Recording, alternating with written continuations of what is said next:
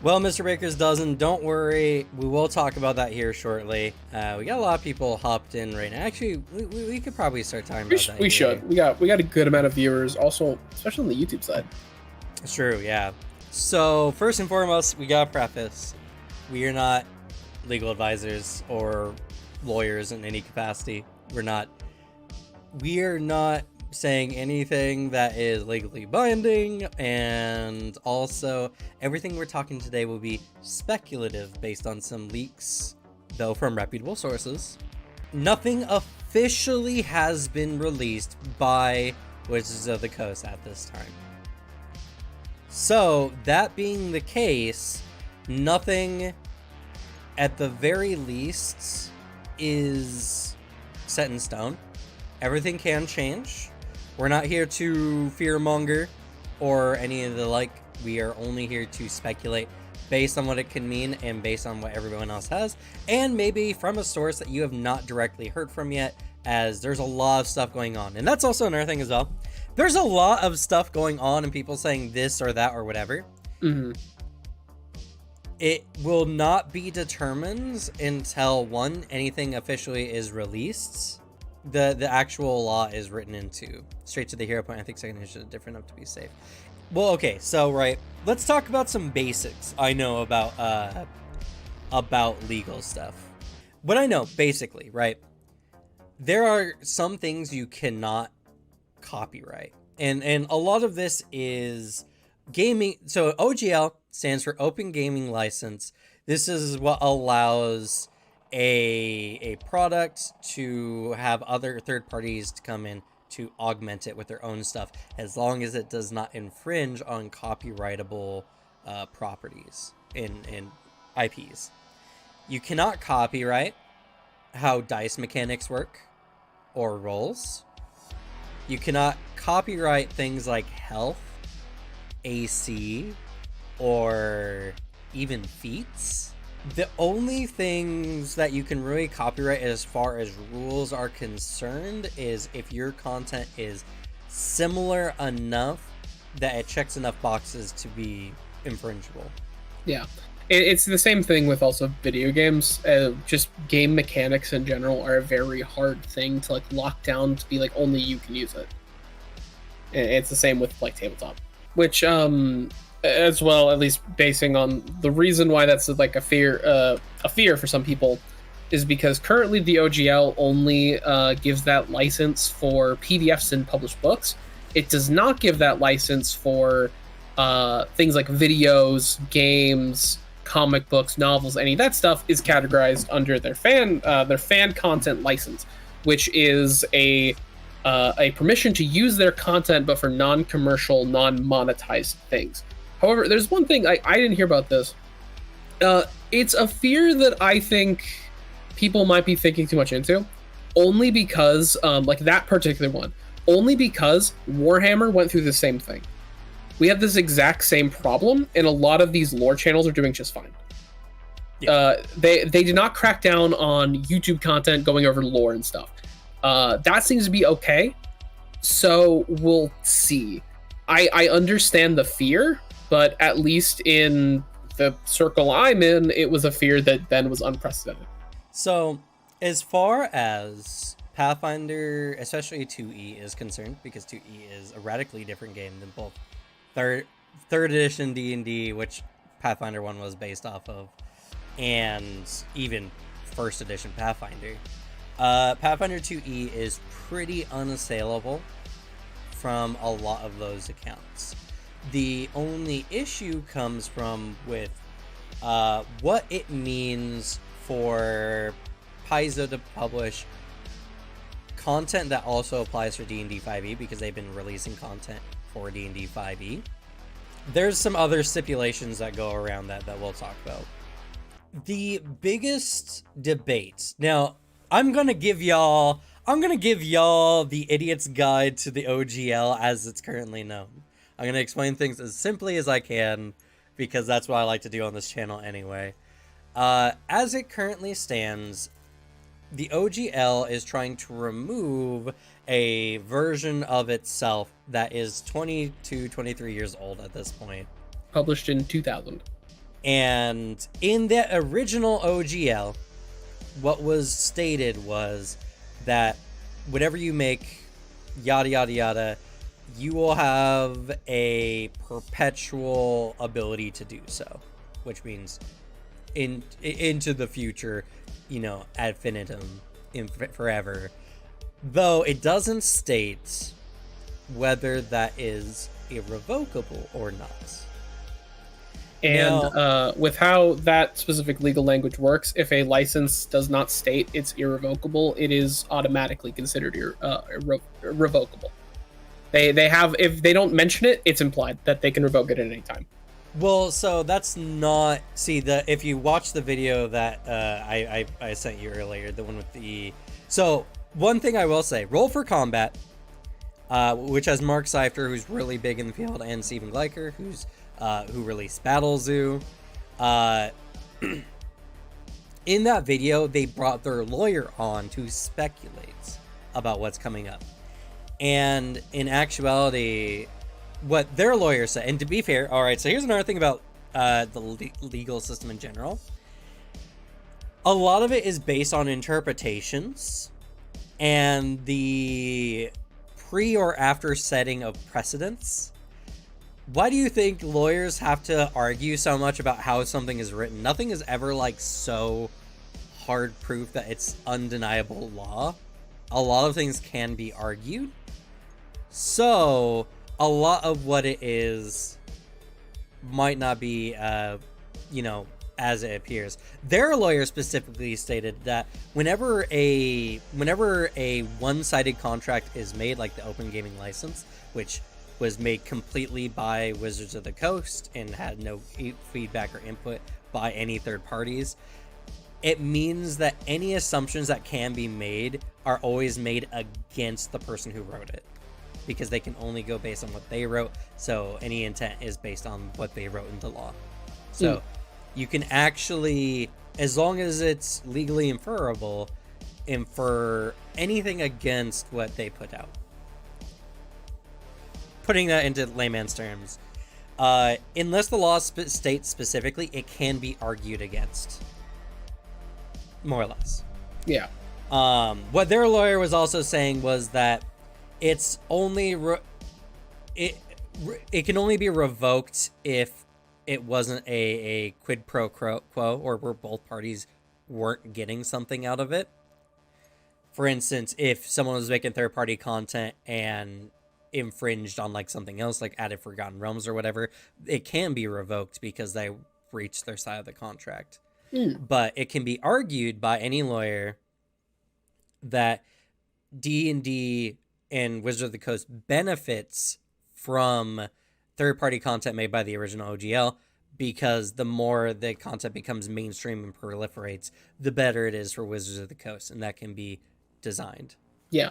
It's actually I'm gonna extra have to watch that, because the information, one of the sources I got, lawyer Noah Downs, he was stating like the idea of revocable license, at least from him, if a license is revocable, then it can be revoked. If the license does not say it's irrevocable, then it's revocable by default. Sounds like there might be some differing stuff, Yeah, which this guy said lawyers that be he didn't arguing. agreed, Yeah, which comes down to the point that I mentioned earlier. lawyers bicker. That's like their job, is to argue with each other. No laws are hard set. No. Everything can be argued. Thus, it can change a lot depending.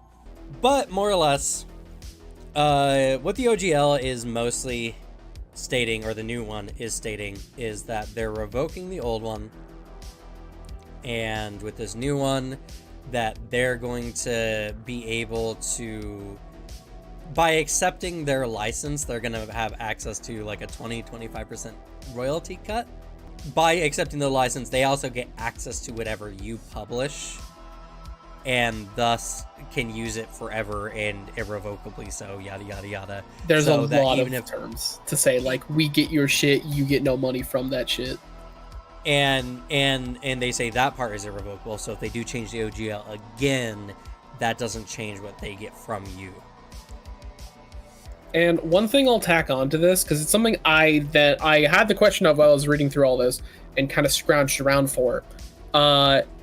Apparently, some of the wording of the document for people that were reading it, it's implied, not 100% confirmed. So this is an implied language of the document that Wizard of the Coast will gain ownership of previous content created by people under the license.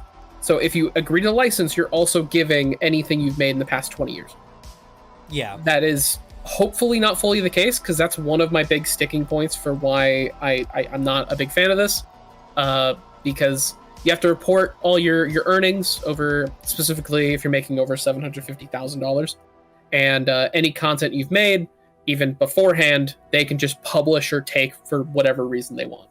A company, organization, or lawyer can write up whatever contract they want, and it cannot be legally enforceable. That's one of the things that is very interesting about all this. The thing is, most people who are looking at this from a legal perspective say that this new OGL, whatever they're doing, they can't do that.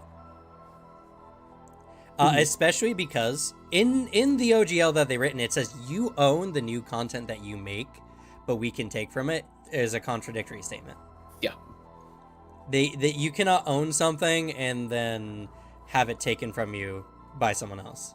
And everything, so a lot of this has leaked through some people. Mark Seifter, again, who's a really big name, especially on the Pathfinder side of things, and is working with, Stephen Gleicher. He was the one who posted. Everything seems pretty legible, but nothing has been confirmed as it being like the official document versus a rough draft where they're setting everything up. So that's, again, going to mention that. But there's a chance this might get altered, because the date they gave to I guess that be published or be more in effect is on the 13th of January. Yeah. So, which also, actually, this is bringing off of a thing we just covered, and I would like to read this if possible. Because one of the documents, articles I found showed an FAQ statement that kind of plays into this, and I'm very curious how this is going to change things. On Wizard of the Coast FAQ for the OGL, one of the questions was, can't Wizard of the Coast change the license in a way that I wouldn't like? Their answer was, yes, it could. However, the license already defines what will happen to content that has been previously distributed using an earlier version. In Section 9, as a result, even if Wizards made a change you disagreed with, you could continue to use an earlier acceptable version at your option. In other words, there's no reason for Wizards to ever make a change that the community of people using the open gaming license would object to, because the community would just ignore the change anyway. Yes, and actually, I was going to mention this as well. Cool. So, hell yeah. Legal rug pulls. Do you know what a legal rug pull is? I get the idea. I've never heard the term. Okay, so a legal rug pull was something that was this idea early in, oh goodness, what's it called? It's like intellectual property law, where someone could make a contract, give it to you, or a license in this case, say, hey, this may be changed or updated in the future, and then in the future they would do something that would completely contradict what you thought the law or what the contract would allow, and pretty much allow them to take everything from you at that point, because you signed it, but then they updated it, but you had already signed it, so they could do it. That is predominantly illegal. You cannot agree to anything that has yet to be written. So anything that was made under the old OGL legally cannot be changed if it has already been established. But that does mean that if they do remove the old OGL, no future content or updates to your content because they are then affected by the new OGL.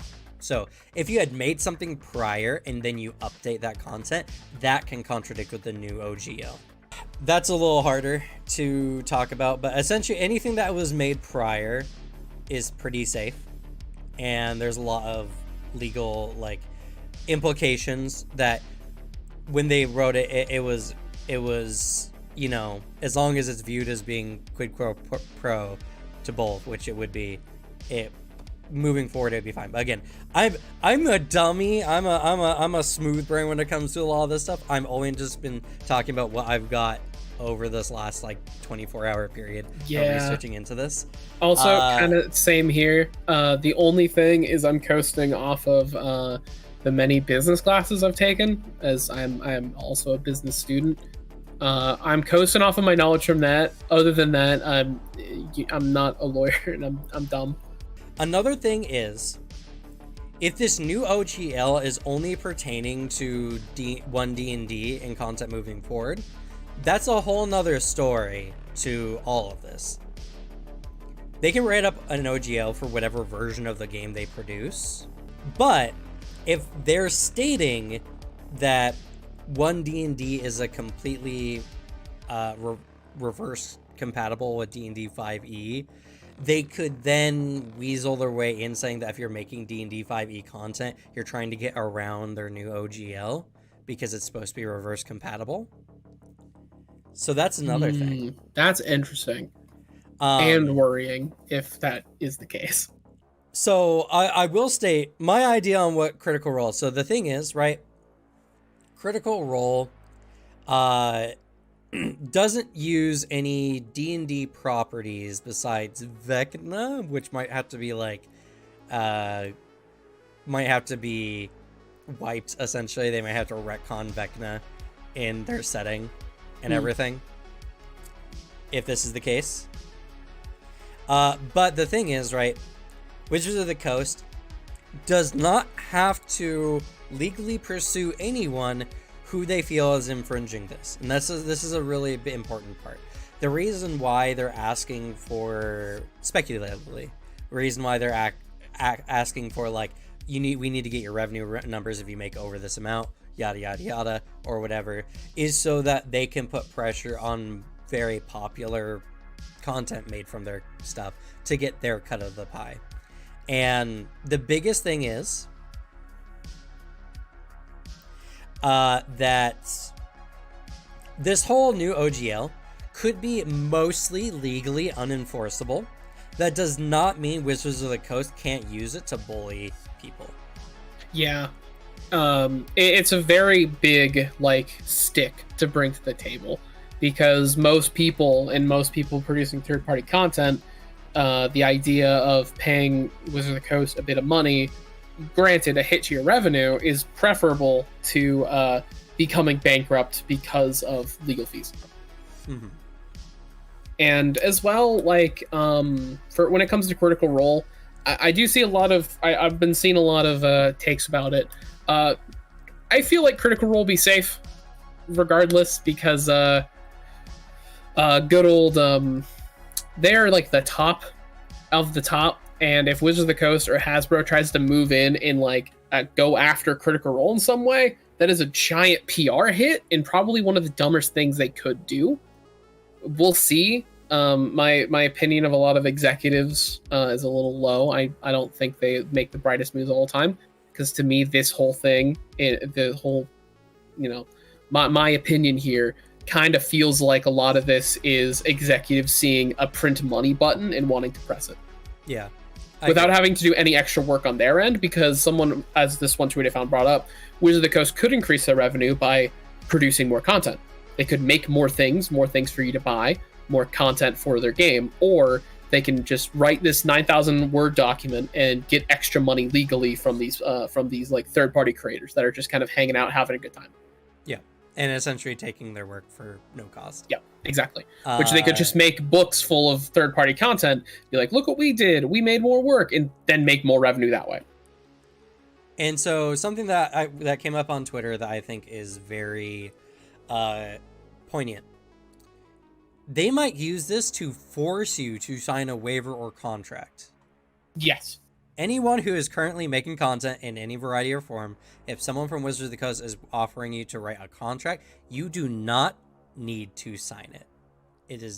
You are not legally required to. They may threaten that if you don't sign this, we may take legal action. You do not have to sign it, and you should not sign it, because you can lose a lot more than what you think you're doing. Do not sign away your rights if you don't absolutely have to. Just keep your rights. Always read your contracts 100% Always. in full. Don't let a big corporation force a contract on you, and always get a professional contract lawyer to look over any contracts that you may be signing. It's expensive, yes, but it's less expensive than the worst alternative. And I do completely believe that if Critical Role does anything, gets affected, they are going to get some special deal, because if you want good PR, you got to get Critical Role to stay on your side. Yeah. However, I will also say, Matthew Mercer has liked a tweet where he's where they're critiquing the new OGL, and I've seen some other like Critical Role adjacent people talking about how they think the OGL's bad. So we will see. They're streaming tonight, I'm pretty sure. So I don't know, maybe. I think if anything is gonna like fundamentally change, the big names need to say something, rather than like people on Twitter making a spat. Because at the end of the day, this shit's not gonna change if Wizards of the Coast does not believe, and like Hasbro does not believe, that the backlash is gonna like fundamentally affect their profit line. That's what they care about. So if the giant names start doing that, then that's more of a threat than a bunch of people on Twitter or Twitch or YouTube or whatever. YouTube channel with 25 yeah. viewers, you know. Exactly. Like, who gives a shit what we're saying? Exactly. If Critical Role is like, maybe we separate from D&D, they'd be like, oh, okay, whatever you say, sweetie, kind of thing. Is also mentioned, and there has been the Gizmodo interview has mentioned as well that there are also a variety of Patreon Kickstarter sites that have been negotiating with Wizards of the Coast about the revenue sharing as well. So it seems pretty likely that that part will be coming in to effect as a they're gonna take a cut from those kind of big things for everything else. And seeing this, and that kind of like encapsulates a lot of what this is really about, which is all I've heard is that Kickstarter is gotten a supposedly better deal than some other ones. And so they're considered to be the official crowdfunding if you want to crowdfund a third-party D&D thing. And this is kind of like the big part of it is if Kickstarter or not Patreon, but maybe even Patreon, but other kind of like those GoFundMe style websites get in on this, it's not even like against the person making the content at that point. You're just going to get dings for making content for D&D no matter what anyway, whether you are actually like legally bound to the new OGL or not, because they're just gonna be like, hey, we're gonna ding this for you, and you'd be like, why? And you're like, using our site then, so that is something that's kind of like in its own party of what can happen. But this is Wizards of the Coast is mostly just keeping an eye on any like up and coming people who've been making a lot of money. They don't want another Pathfinder is kind of, I think, their big goal here. I just learned thanks this. for the follow, Bill Garden. I just learned this. I guess like Pathfinder 2e did come from a D&D like OGL, right? Isn't that just what happened? Pathfinder First Edition. Oh, okay, yes. Yeah, first. It was from the OGL for 3.0 and 3.5. Ah, I see. Mm-hmm. Yeah, it's I remember also reading that the language of the document does imply that this is a move to also restrict. This is a not an open license anymore. It's a restrictive license, like 100%, to crack down on some competition. That's also what this move is. Maybe they're feeling the heat from Pathfinder. I don't know. That it's hard to say. It's really dumb. It just seems like a move. What they're doing is what we said exactly earlier of they're just going to let everyone make content for them and then just take a cut of the pie. Yep. Without putting anything into it. It's a fucking print money button. Like it's you dangle this option in front of a bunch of like board members, and why wouldn't they want to press it? It's Pathfinder 2e is legally speaking pretty safe because they're definitely considered a separate like thing now. Mm-hmm. At this case, they are not related to D&D 5e in any way. It's its own separate product. And then they've been like they removed a lot of stuff from first to second edition that was even more in like breach of that. So they can't copyright actually a lot of things that come with D&D. The only thing they can really copyright is the idea of this is a class-based game where you play with these classes, set number of classes, you know, wizard, warrior, yada yada yada yada, where you go and actually the rules lawyer really made a good point on this. When it comes to intellectual properties, owning something is like a bundle of sticks. You may own a specific stick, but everything that's included in your property can be owned by other people. So there's just a lot of things, like even Pathfinder, for the most part, has even stepped in a direction where like champion is no longer called paladin. It's champion, which, you know, there's a paladin cause, but that's something completely different than having a paladin class. Mm-hmm. And rogue is not something you can copyright, nor is wizard, nor is druid, nor is, you know, barbarian, all this kind of stuff. So you can easily see where Paizo has taken steps to avoid stepping on wizards' toes in case they went AWOL, and here we are, you know. Yeah. There's also like how dice work and everything like that. Pathfinder 2E has a very incredibly different dice system. You can't copyright dice, and you can't copyright modifiers, since Pathfinder 2E uses your level as a modifier and Wizard just gives you a flat bonus based on what your level is. That's actually two very different things. I agree with that statement, Goblin Chick. From what I gather, the only thing that people really have to worry about is if they want to make 1D&D and 6E content, and potentially 5E content as well. Because, again, we mentioned earlier, and I don't know if you're here, John Willis, but there's this idea that since 1D&D is supposed to be completely backwards compatible with 5E, they can reason that you're trying to get around their license by making 5E content. That's another, you know, legal speak battle that I think is completely bullshit, but potentially still hazardous. It's mostly just for stuff relating to D&D specifically, and the reason why this is a huge hullabaloo is because a lot of people absolutely love D&D 5e. As much as I say fuck Wizards of the Coast and I don't need D&D, we should still have sympathy for people who love the game, have made a livelihood on the game, and what Wizards of the Coast has done has been very bad faith towards its massive community that has been formed around it, and is very much tone deaf and very... I understand wanting to make more money. Even from it's a business. I understand. It's corporate. Which Hasbro doesn't fucking care about actually what happens to D&D. But even from a standpoint of someone who wants to make D&D a thing, D&D needs, or tabletop in general, needs more money put into it. It does. Because that's how these things flourish. That's how these organizations flourish.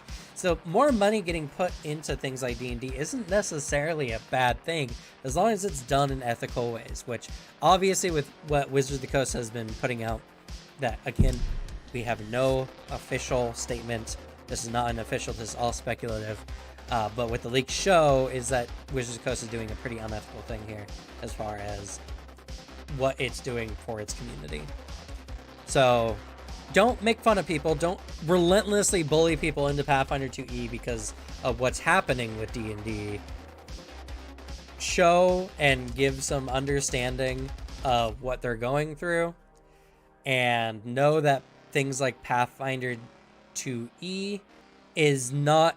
It's not going to be affected whatsoever. This is only for third-party content.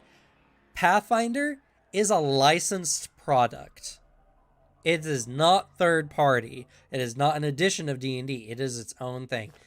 Don't gotta worry. It's just third-party content. So all those Kickstarters you really like, Griffin Saddles Bag, everything of the like, and other types of things made off of it, it's a lot. It's a lot of stuff that people are concerned about, and we should have a lot of empathy today. What we're doing here We're providing Pathfinder 2e content. On top of that, we're also providing content for other tabletop games. So if you want something to shake things up, or you know some people who are making the nomadic trip away from D&D and are looking for a new home, please direct them here to this channel where we show off new games. We're doing now more in-depth videos. I will be releasing next week how to use CompCon for Lancer.